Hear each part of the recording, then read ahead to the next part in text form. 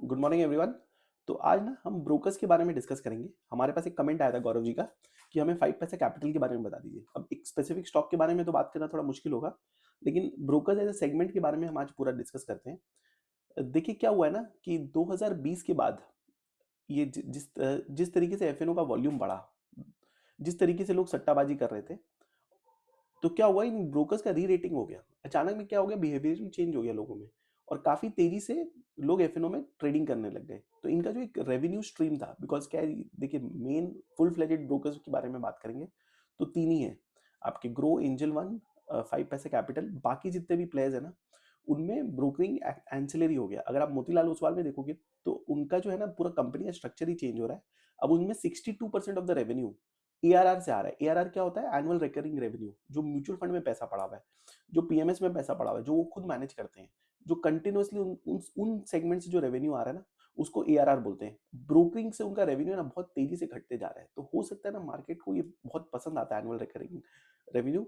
तो आने वाले समय में हो सकता है और ज्यादा री रेटिंग हो जाए मोतीलाल का। आपको मोतीलाल एज स्टॉक को थोड़ा डिटेल में पढ़ना चाहिए। उसमें एक मैसिव ट्रांसफॉर्मेशन हो रहा है। From a broker they are moving into a wealth manager. अब आते हैं ब्रोकरिंग में। तो देखिए हमने डिस्कस किया कि ये 2020 के बाद से ये वॉल्यूम बढ़ने लग गया और 2023 से फिर सेबी ने रियलाइज किया कि ये तो लोग पैसे खो रहे हैं इसमें, तो इसमें हमें कंट्रोल लाना पड़ेगा। तो इन्होंने काफी कंट्रोल लाया। क्या क्या कंट्रोल लाया? पहले क्या ना, बीएससी वॉल्यूम डिस्काउंट देता था इन ब्रोकर्स को कि आप जितना वॉल्यूम लाओगे मैं आपको थोड़ा सा पास बैक दे दूंगा, वो बंद हो गया। डेली एक्सपायरी से हम वीकली एक्सपायरी की तरफ मूव हो गए। लॉट साइज थोड़ा बढ़ गया, मार्जिन का थोड़ा रिक्वायरमेंट बढ़ गया। हाल फिलहाल में सरकार ने अभी एसटीटी बढ़ा दिया एफएनओ पे। अभी एनएससी चेयरमैन का कमेंट आया था कि अगर आप ये करते हो, एफएनओ करते हो, तो आपको हो सकता है कोई एग्जाम पास करना पड़े। वो एग्जाम आप क्वालिफाई करोगे तो ही आप एफएनओ कर पाओगे। हालांकि ये जस्ट कमेंट था क्योंकि सेबी निर्णय लेगी। तो बीच में ऐसा भी न्यूज आया था कि हम वीकली एक्सपायरी से फोर्टनाइटली एक्सपायरी चल जाएंगे, बट उसमें एफएम का, फाइनेंस मिनिस्टर का क्लैरिफिकेशन आ गया था कि ये पॉसिबल नहीं है कि हम वीकली एक्सपायरी को भी हटा दें। तो देखिए क्या है ना, मार्केट जो है ना दिशा के हिसाब से चलता है। मैं उदाहरण के तौर पे बोलूंगा, लास्ट ईयर आपको 5 लाख का बोनस मिला था कंपनी में। इस साल बोनस आने से पहले बॉस ने आपको बोल दिया कि आपको 10 लाख का बोनस मिलने वाला है। जब बोनस का नंबर डिक्लेयर हुआ तो आपको मिला 9.5 लाख रुपए। आप दुखी हो जाओगे जिस दिन बोनस का नंबर डिक्लेयर हो गया। अगर वो बॉस ने आपको नहीं बताया होता ना कि यार आपको 10 लाख रुपया मिलने वाला है, अगर आपको 5 से 9.5 लाख रुपया मिला होता ना, आप बहुत खुश हो जाते। लेकिन क्योंकि आपने मन बना लिया था कि अब मुझे तो 10 लाख रुपया मिलने वाली है और आपको 50,000 रुपये कम मिला है ना, तो उसमें क्या है कि आप उस दिन सैड हो जाओगे। मार्केट भी है ना दिशा के हिसाब से चलता है। 2020 में इन ब्रोकर्स में क्या है कि एक बहुत बड़ा बिहेवियरल चेंज हो गया था लोगों में। लोग बहुत तेजी से एफएनओ करने लग गए थे। एफएनओ में बहुत ज्यादा तेजी से वॉल्यूम्स बढ़ने लग गया था। अगर ये सेबी बीच में इंटरवीन नहीं करती, गवर्नमेंट बीच में इंटरवीन नहीं करती, तो ये जो वॉल्यूम्स है ना आज भी बहुत तेज रहते। मैं आपको अपने एक्सपीरियंस से बताऊंगा कि मैं पहले जब बैंक्स में काम करता था ना, तो मेरा लोकल ट्रैवल बहुत होता था with in city, Pune city के अंदर में। तो बहुत बार क्या होता था कि मैं हेडफोन ले जाना भूल जाता था। तो ओला उबर में मैं ये लाउड स्पीकर में सुनता था मार्केट कमेंट्री। तो क्या होता था कि वो ड्राइवर समझ जाता था कि ये मार्केट कमेंट्री सुन रहे हैं। तो काफी ड्राइवर्स ने, 4-5 ड्राइवर्स ने बोला कि सर आप शेयर बाजार से जुड़े हुए हैं क्या, शेयर बाजार का अंडरस्टैंडिंग रखते हैं क्या। तो जितने भी 4-5 ड्राइवर ने बताया कि हम, किसी ने बोला कि मैंने 5 लाख रुपए खो दिया एफएनओ के थ्रू, किसी ने 15 लाख खो दिया, किसी ने 25 लाख खो दिया। तो बताइए, छोटे छोटे ड्राइवर्स जो इतना मेहनत करके 12-12, 14-14 घंटा गाड़ी चला चला के पैसे कमाते हैं, उसमें उनका एक भारी चंक वो एफएनओ के थ्रू खो रहे थे। इंडिया में ऐसा बोला जाता है क्योंकि लोग 1 लाख करोड़ रुपए सालाना खो रहे हैं एफएनओ के माध्यम से। ये भी एक प्रमुख कारण है ना, इंडिया का कंजम्पशन जो है वो थोड़ा ढीला हो गया है। अगर कोई बंदा 20 लाख रुपए कमा रहा है और 5-6 लाख रुपए एफएनओ में उड़ा रहा है, तो कंजम्पशन उसका उड़ेगा ही ना। वो 5 लाख से हो सकता है फॉरेन ट्रिप कर लेता है, इंडिया में ट्रिप कर लेता है, या कपड़े खरीद लेता है, गाड़ी खरीद लेता है। अब वो 6 लाख रुपया उसका जा रहा है। तो क्या इसको कंट्रोल करना ना एक्चुअल में मेरे हिसाब से एक अच्छा ही हुआ था, क्योंकि ये थोड़ा सा लॉन्ग टर्म इन्वेस्टिंग के प्रति भी लोगों का फोकस लाएगा। लेकिन मुझे नहीं लगता है कि ये लोग सुधरने वाले हैं। ये लॉट साइज ये कहीं और चल जाएंगे अगर आप देखोगे तो, क्योंकि कमोडिटीज सेगमेंट में मार्केट में इतना ज़्यादा वॉल्यूम हो गया ना। ये तो काफ़ी लोग, बिकॉज गोल्ड, सिल्वर, अभी ये क्रूड ऑयल और आपके नेचुरल गैस में इतना उठापटक हो रहा है ना, तो ये सारे लोग है ना काफ़ी एफएनओ, इससे इक्विटी का एफएनओ से उठ के कमोडिटी का एफएनओ में जा रहे हैं। तो अभी ब्रोकर्स में आते हैं तो देखिए इनका एफएनओ क्या है, दिशा वाइज बात करते हैं। 2020 में दिशा wise volumes were growing drastically for FNO. फिर क्या हुआ, ब्रेक लगाया गया गवर्नमेंट की तरफ से। इनके हाथ में कुछ है नहीं उस ब्रेक को कंट्रोल करने के लिए। तो क्या हो गया, वॉल्यूम्स वापस तेजी से नीचे गिरने लग गए।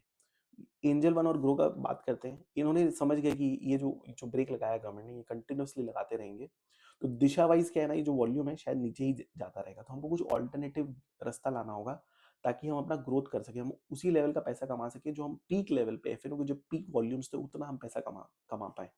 तो ये क्या गया, मार्जिन ट्रेडिंग फंडिंग में चलेगा कि ये लो जी, मेरे से उधार ले लो और आप ट्रेडिंग कर लो। अच्छा बिजनेस है क्योंकि फुल्ली सिक्योर्ड है, अगर ट्रेडिंग मार्जिन कम होता है तो आपका शेयर शेयर बेच दिया जाता है और ये अपना पूरा पैसा ले लेते हैं, तो almost theoretically zero bad debt game हो जाता है। उसके बाद इन्होंने दो तीन सेक्टर और आइडेंटिफाई किए, एएमसी म्यूचुअल फंड लॉन्च किया इन्होंने, वेल्थ मैनेजमेंट लॉन्च किया।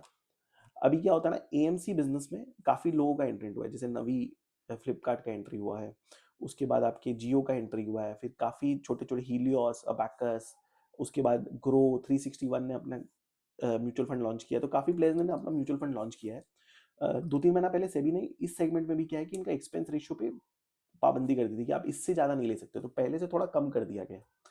सेम मैं फिर उदाहरण पे देता के तौर पे आपको समझाना चाहूंगा, जब टेलीकॉम का जन्म हुआ था तो एक साथ 10-15 प्लेयर्स आ गए थे, डोकोमो आ गया था, एयरटेल था, वोडाफोन था, और भी यूनिकॉर्न और 4-5 प्लेयर्स और थे। जैसे ये जियो का जन्म हुआ, इसने क्या किया, प्राइसिंग फ्लैट कर दिया, उसके बाद से कोई प्लेयर एंटर ही नहीं किया टेलीकॉम सेक्टर में। तो क्या होता है कि जैसे एएमसी में काफी लोगों को तेजी दिखा कि इसमें काफी तेजी से पैसे आ रहे हैं, जैसे ही सेबी ने कंट्रोल किया ना, I think this will put pedal on new players who are trying to enter into this industry.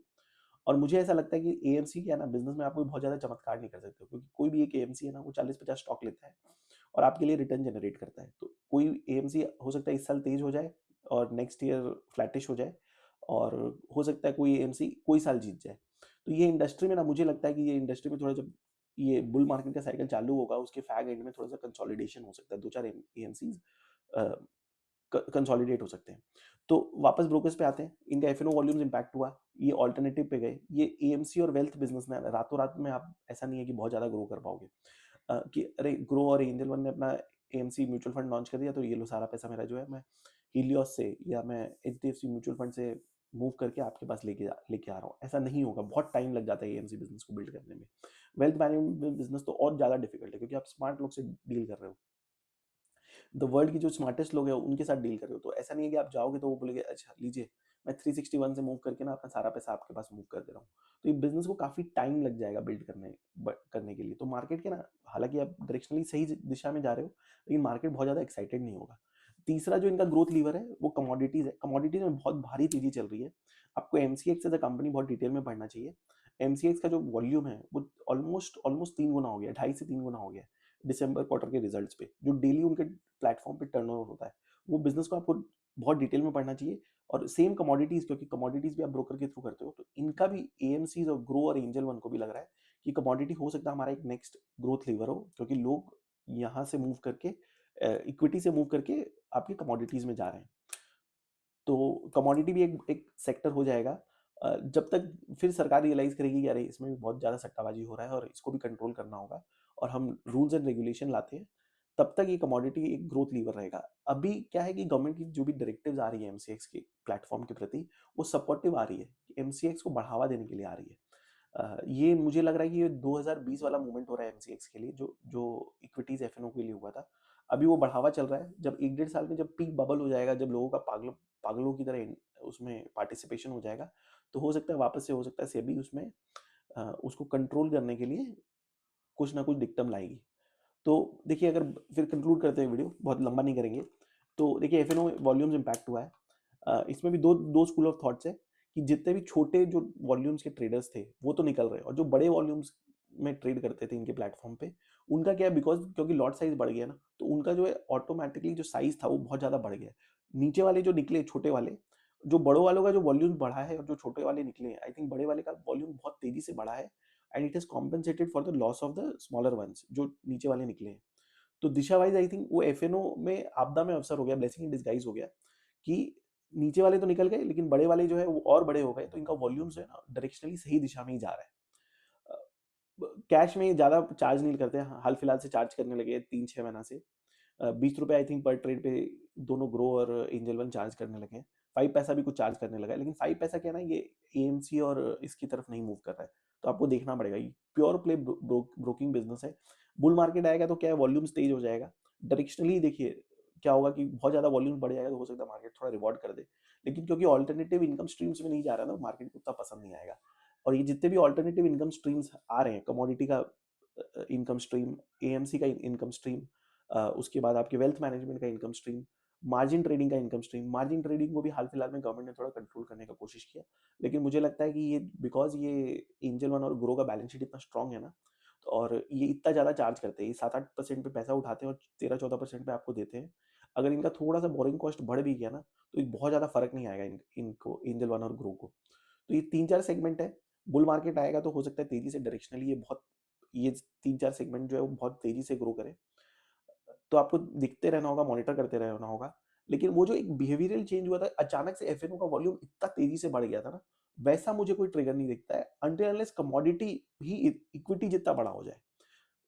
तो क्योंकि इसमें चारों जो मेटल है आपके, गोल्ड, सिल्वर, नेचुरल गैस और क्रूड ऑयल, ये चारों 90% ऑफ द वॉल्यूम कंट्रीब्यूट करती है एमसीएक्स में, और चारों में तेजी है, चारों में बहुत ज़्यादा वॉलेटिलिटी है, और चारों में बहुत ज़्यादा इंटरेस्ट आ रहा है लोगों का ट्रेडिंग करने में। तो आप कमोडिटी देखिए कि कमोडिटी में किस तेजी से ये इनकम बढ़ रही है। आप एडीटीओ के हिसाब से ना एक रफ कैलकुलेशन कर सकते हो कि ये कितना रेवेन्यू करेंगे ये बीएससी एमसीएक्स। हमने एक रफ कैलकुलेशन किया था कि हमें हमारे हिसाब से ऐसा लगता है कि एमसीएक्स में 80% का ग्रोथ है इस बार, जो उनका एडीटीओ आ रहा है। आप एडीटीओ चेक कर सकते हैं, और एमसीएक्स में 100% का ग्रोथ है इस बार, बेस्ड ऑन द एडीटीओ डेली का जो टर्नओवर वो अपने प्लेटफॉर्म पे रिपोर्ट करते हैं। तो देखते रहिए इसमें, अगर आपका कोई और भी कोई स्पेसिफिक क्वेरी हो तो बताइएगा। तो डायरेक्शनली क्या है ना कि जो एक मैसिव चेंज आया था, फिर वही कोविड के दौरान समझाता हूँ कि जिस तरह डायग्नोस्टिक बिजनेस में अचानक में लोग बहुत ज़्यादा कोविड का टेस्टिंग करा रहे थे, कोविड खत्म होने के बाद वो टेस्टिंग खत्म हो गया, तो उस प्रकार की तेजी जो एफ में वो आई थिंक खत्म हो गई है। Directionally they are trying to build multiple revenue streams, wealth management, AMC, commodities और मार्जिन ट्रेडिंग फैसिलिटी। बट इनका क्या है ना, बहुत ज़्यादा टाइम लग जाएगा, तो मार्केट हो सकता है बुल मार्केट में तो इनको रिवॉर्ड कर देगा क्योंकि वॉल्यूम्स वापस तेजी होगा। लेकिन जो पुराना जो था लेवल्स, जो इनकम लेवल्स इन्होंने अचीव किया था, वो शायद थोड़ा इनको टाइम लग जाएगा पहुंचने में। आपका कुछ भी क्वेरी हो ना तो बताइएगा।